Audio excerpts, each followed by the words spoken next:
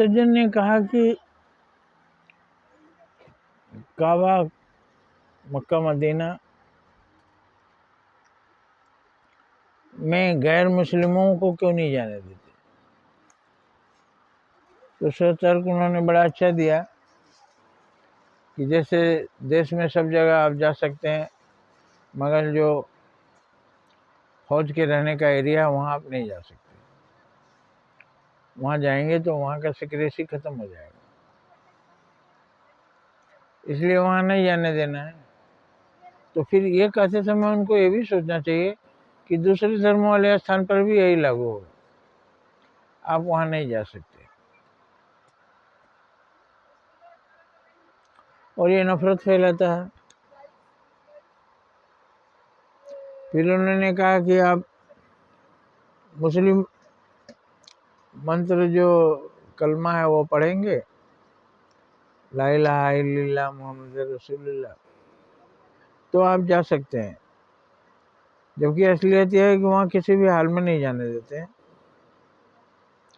जो ला इलाहा इल्लल्लाह बोलेगा उसको भी नहीं जाने देते हैं, अगर वो मुसलमान नहीं है। तो ला इलाहा इल्लल्लाह का मतलब उन्होंने बताया कि जो कुछ है इस विश्व में, इस सृष्टि में अल्लाह ही है, अल्लाह से बड़ा कोई नहीं, वही एकमात्र मालिक है, दूसरा कोई नहीं। तो आप ये समझ लीजिए कि उन्होंने तो मेरे मन की बात कह दी। सभी धर्म तो बोलते हैं ओ गॉड तुमसे बड़ा कोई नहीं, जो कुछ हो तुम ही हो। भगवान के बारे में तो यही बोलते हैं।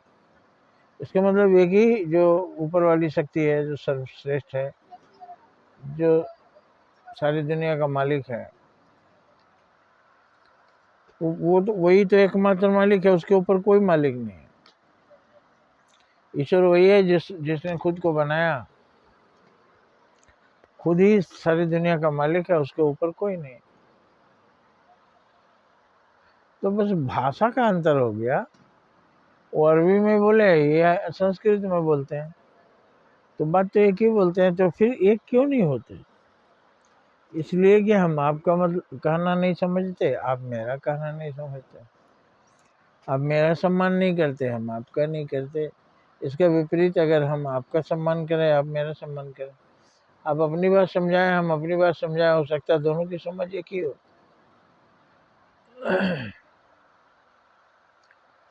तो सभी को इस पर विचार करना चाहिए कि सारी दुनिया में एकता कैसे आए। हम कहेंगे सारी दुनिया एक जैसी हो जाए, एक जैसी कभी नहीं। सारे देवता एक जैसे हैं, पर देवताओं में आपस में लड़ाई नहीं होती। सभी जेब कतरे आपस में तालमेल बैठाते हैं, और एक एरिया में दूसरा एरिया का जेब कतरा नहीं जाता। लेकिन देवता सबके एरिया में जाते हैं, देवता में कोई मतभेद नहीं है, क्योंकि सब अपनी अपनी सेवाएं दे रहे हैं। तो आप भी संसार में अपना रोल अदा कीजिए, सेवाएं दीजिए। अलग अलग हो सकते हैं, लेकिन सबका मकसद एक ही है, दुनिया में अच्छाई फैलाना,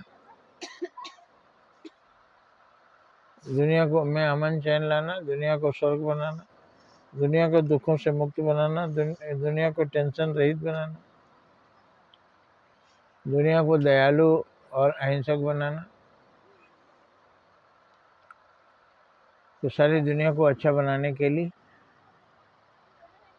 हमें सबका सम्मान करना चाहिए, सबकी अच्छाइयाँ देखना चाहिए, बुराइयाँ नहीं।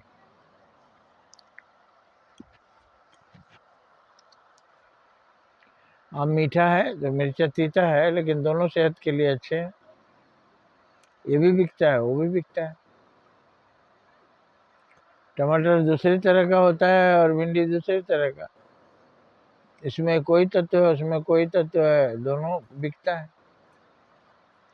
तो अच्छाई बिकती है, बुराई कोई खरीदना नहीं चाहता। तो ऐसी चीजें ही हमें देवता बनाती हैं। आप कुछ ना कुछ दे रहे हैं, बस एक भोज में एक कोई पानी परोस रहा है, कोई सब्जी, कोई दही, कोई मिठाई, कोई दाल, कोई चावल, सब भोजन परोस रहे हैं ना।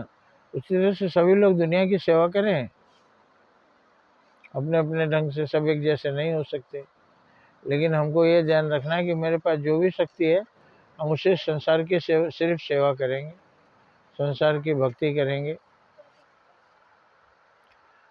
संसार को स्वर्ग बनाएंगे। जय हिंद, जय भारत।